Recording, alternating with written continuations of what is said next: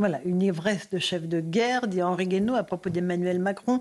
Louis de Ragnel, de tout temps, on a utilisé la peur. Tous les gouvernants de tout temps ont utilisé la peur pour garder le pouvoir, le récupérer et museler les populations. Est-ce qu'on est dans ce cas de figure-là ou pas ? Alors, ce qui est vrai, c'est que Emmanuel Macron dramatise un peu. Et d'ailleurs, toute la semaine, vous allez voir, matin, midi et soir, quasiment, il y aura un événement politique un sommet ou de crise, militaire, une réunion lié à la question de la guerre en Ukraine. Aujourd'hui, ce soir, il reçoit la présidente de la Moldavie.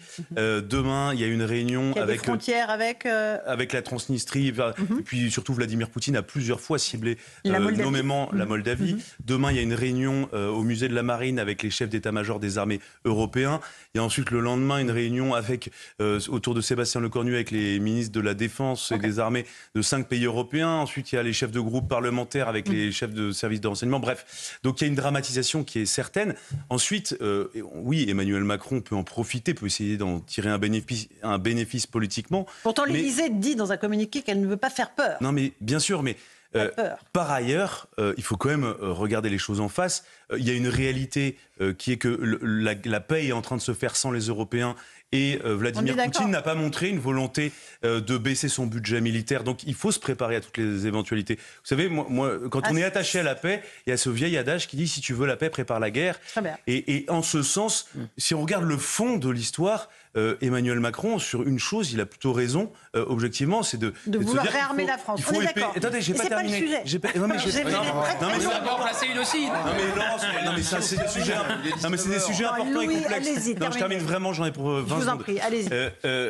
Et donc, il y a cette menace. Une rébellion dans les rangs. Il y a une menace extérieure qui est caractérisée. Et évidemment, il faut se préparer à toutes les menaces. Et par ailleurs, il y a un durcissement des relations internationales partout dans le monde. Donc, c'est plutôt opportun que la France se prépare à ça. Que ce soit face à la Russie ou que n'importe qui d'autre. Mais par ailleurs, et je terminais par là, la menace existentielle, il n'y en a qu'une seule. Pour moi, la menace russe n'est pas une menace existentielle imminente. En revanche, la menace existentielle, c'est la menace intérieure. C'est celle de la radicalisation islamique sur le territoire national. Et il ne faut surtout pas que le politique, entre guillemets, et je pense que c'est pas, j'espère que c'est pas son intention, profite de la menace extérieure pour essayer de faire oublier la menace intérieure. On ne peut pas. C'est ça mon inquiétude. La menace intérieure s'impose à nous. Donc moi, ma peur, c'est celle-là. On ne peut pas remplacer une peur par une autre. Alors, qui a possédé au cri pour parler ? Gauthier Lebret. Vous êtes quoi maintenant ? Ça y est. Non. Allez-y. Je pensais qu'il y avait une question. Emmanuel Macron. Jeune insolent. Vous allez passer votre tour. Éric Revel. Vous reviendrez quand vous aurez une réponse. D'abord, je vais vous dire, pour moi, c'est évident que le président de la République joue sur les peurs. Je ne dis pas que la menace russe n'existe pas, mais il joue sur les peurs. Je vais vous prendre un exemple.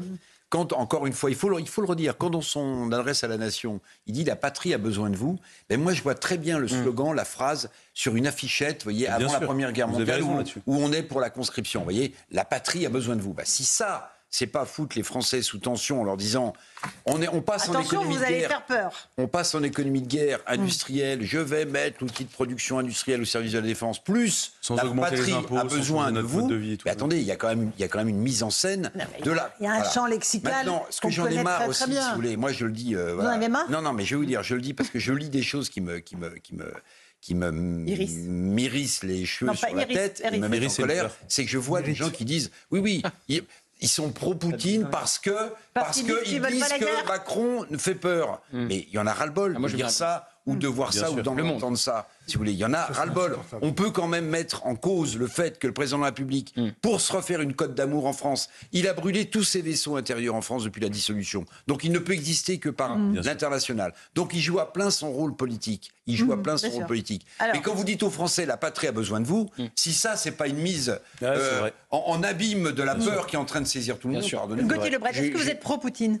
Non, certainement pas. Mais d'ailleurs, je vais vous faire une analyse nuancée parce que moi, ce qui me frappe dans l'article du Monde, c'est que la nuance n'est plus possible. Il y a un article du Monde qui disait qui dit que nous sommes tous pro-russes. Voilà, que nous sommes pro-russes. On vient de l'entendre. Et qui ne supporte pas, donc maintenant, la moindre critique. Je vois, il y a une espèce de... Dans la presse, on ne peut plus critiquer le discours du chef de l'État. Il faut le prendre tel quel et applaudir avec les deux mains, sans mettre en perspective, sans faire du décryptage. J'ai eu exactement la même réaction qu'Éric Revel quand j'ai entendu « La patrie a besoin de vous ».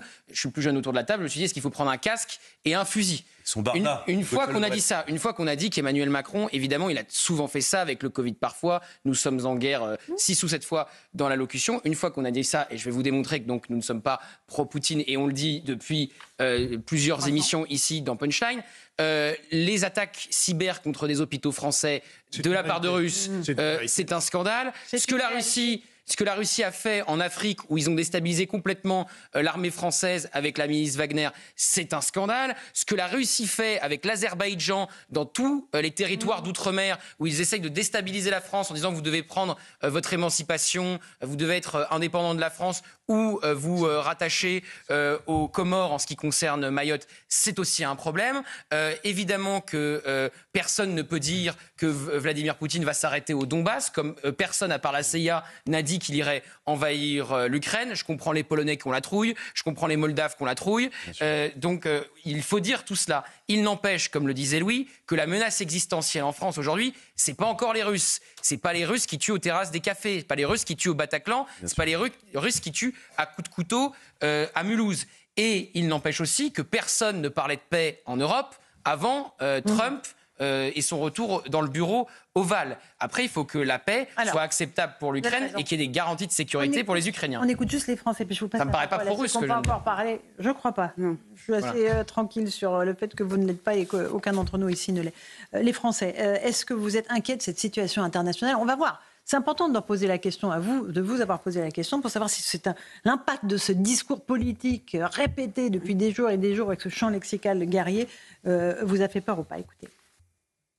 C'est vrai qu'elle est assez anxiogène, je dirais, notamment sur les réseaux sociaux, tout ça, on voit beaucoup de choses sur Internet et du coup c'est assez anxiogène pour nous jeunes de voir ça. Forcément un peu. Pourquoi ? Parce qu'on voit que ce soit la Russie, la France, l'Ukraine, les États-Unis, c'est compliqué, les relations sont pas au mieux. Ça m'inquiète fortement vu qu'on se sent en danger, entre guillemets. Pourquoi ? Parce que c'est la Russie en face. C'est pas n'importe qui. Je ne dirais pas inquiété, mais je pense qu'en effet, il est important de continuer à se renseigner, voir comment la guerre évolue et juste pas dire non, ça arrivera jamais, parce qu'en fait, faut pas penser comme ça, justement. Voilà pour ces réactions de Français recueillies par les équipes de CNews et Europe 1. Laetitia Guinan, on voit que la peur gagne du terrain. Mais c'est obligatoire. De toute façon, le discours qu'ils entendent chaque jour fait peur aux Français. Oui, mais ce n'est pas le discours d'Emmanuel Macron qui leur fait peur. Probablement que c'est le discours. Il ne parle pas tous les jours. Merci. Le trauma, c'est l'attitude de Donald Trump. C'est ça qui a créé un immense trauma dans les populations européennes, c'est de se dire on est tout nu. Et on est tout nu, c'est vrai. Si on est envahi, si on a un problème militaire, en plus du fait qu'on est armé quand même beaucoup par du matériel américain. Les Suisses, par exemple, ont des F-35 qui ne décolleraient pas si les États-Unis ne les autorisent pas. L'Allemagne aussi. Tous les F-35 sont sous contrôle, restent sous contrôle de l'armée américaine. Et donc, on a une dépendance. C'est-à-dire Allemands, Polonais et Suisses qui ont des avions américains ne peuvent pas les faire décoller sans le goût de Washington. Même pas les armées, ils ne peuvent même pas les armer sans l'autorisation américaine. Vous imaginez dans quelle situation ubuesque on se trouve. Et aujourd'hui, effectivement, on réalise qu'on est tout nu, on est une sous-puissance, on le voit effectivement avec l'accord qui se passe maintenant en Arabie Saoudite, on est vraiment en Europe... on est un supermarché, enfin on est un marché, on a un pouvoir d'achat et ça on est très intéressant. Mais pour le reste, on ne vaut rien. Et les gens, en fait, le déclic, ça a probablement été effectivement l'attitude de Trump qui fait réaliser que voilà, maintenant il faut qu'on change. Après qu'Emmanuel Macron, effectivement, en rajoute des tonnes et essaye de faire peur aux populations françaises, ce qu'on aimerait, c'est qu'il fasse peur à Donald Trump, à Vladimir Poutine. Enfin, c'est que l'Europe... Il fait tellement peur que la paix... Non, mais justement, c'est ça le paradoxe. C'est ça qui est terrifiant, c'est que la paix est en train de se faire sans aucun Européen. Exactement. Mais parce qu'on compte pour beurre. Et c'est vrai que maintenant, enfin, les cartes sont sur la table. On compte pour beurre en Europe. Et il est le temps, effectivement, de prendre des mesures pour se réarmer économiquement, pour se réarmer militairement, pour se rendre une puissance. Voilà. Et moi, je disais aussi... Exactement comme vous le disiez d'ailleurs dans votre édito. Moralement. C'est-à-dire qu'on arrête de se dire, mais on est les plus nuls, on est les plus mauvais. Mais arrêtons. Il faut se mettre à bosser. Il y a un certain nombre de choses à changer. Nous les manches. Chacun travaille un peu plus et on participe à l'effort national. Louis nous a livré un adage, si tu veux, la paix prépare la guerre. Mais il y en a un autre qui m'intéresse aujourd'hui, c'est à vaincre sans péril, on triomphe sans gloire. Parce que c'est ça, en fait. On se fait croire qu'on est partie prenante, genre notre principal enjeu aujourd'hui, c'est des négociations auxquelles on ne participe pas. En réalité, nous avons à régler à ce réarmement moral en matière de citoyenneté, en matière de l'ensemble de nos territoires, cette promesse que la République devait être partout, ces questions de sécurité intérieure, cette colonisation islamiste mentale au sein de notre jeunesse et représentée dans certaines branches de nos partis politiques, etc. C'est-à-dire regarder où sont les batailles et effectivement travailler plus, être debout pour notre pays. Et chacun se dit comment je peux contribuer à l'effort national. Exactement. Mais après, moi, si Emmanuel Macron a compris que les négociations se faisaient sans nous, ok, et qu'il réunit ses partenaires européens pour les secouer et dire on se réveille, c'est aussi très intéressant. C'est ce qu'il faut faire, Joseph Massescaron. Réunir les chefs d'état-major de guerre, réunir. Je voudrais rassembler à la fois ce qu'a dit Gauthier et à la fois ce qu'a dit Laetitia. Moi aussi, c'était bien ce parce que, bien évidemment, comme toujours. Mais allez-y, l'élément qui me semble important, c'est que est-ce qu'il s'est passé un élément de ces 3 derniers mois qui montre que la Russie est plus dangereuse qu'il y a 1 an, 2 ans, 3 ans, etc. La réponse est non. C'est-à-dire tous les éléments qui ont été donnés par Gauthier préexistaient déjà. Donc oui, nous savons que... Mais qu'est-ce qui s'est passé véritablement ? Quel est le déclic ? Le déclic, c'est Trump, bien évidemment. C'est le fait qu'en effet, on se sent tout nu. Ce qui me gêne dans ce discours, qui est un discours où vraiment vous êtes obligé de passer devant, de faire une génuflexion devant cet autel. Parce que si vous ne le faites pas... Quel autel ? Devant l'autel de la bien-pensance aujourd'hui. Parce que si vous ne le faites pas, de toute manière, vous n'en ferez jamais assez. Gauthier considère qu'il se dédouane en faisant une analyse qui est une analyse exacte de la situation. Même pas. C'est-à-dire que non, mais j'en ai rien à faire. Hein. Mais bien sûr. Il n'écoute pas. Mais il n'écoute pas. Les autres. Il n'écoute pas. Il y a qu'une chose qui les intéresse. Et moi, ce qui me frappe, c'est que je revis exactement, mais pratiquement mot pour mot, sur les mêmes positions des experts en expertologie à l'époque.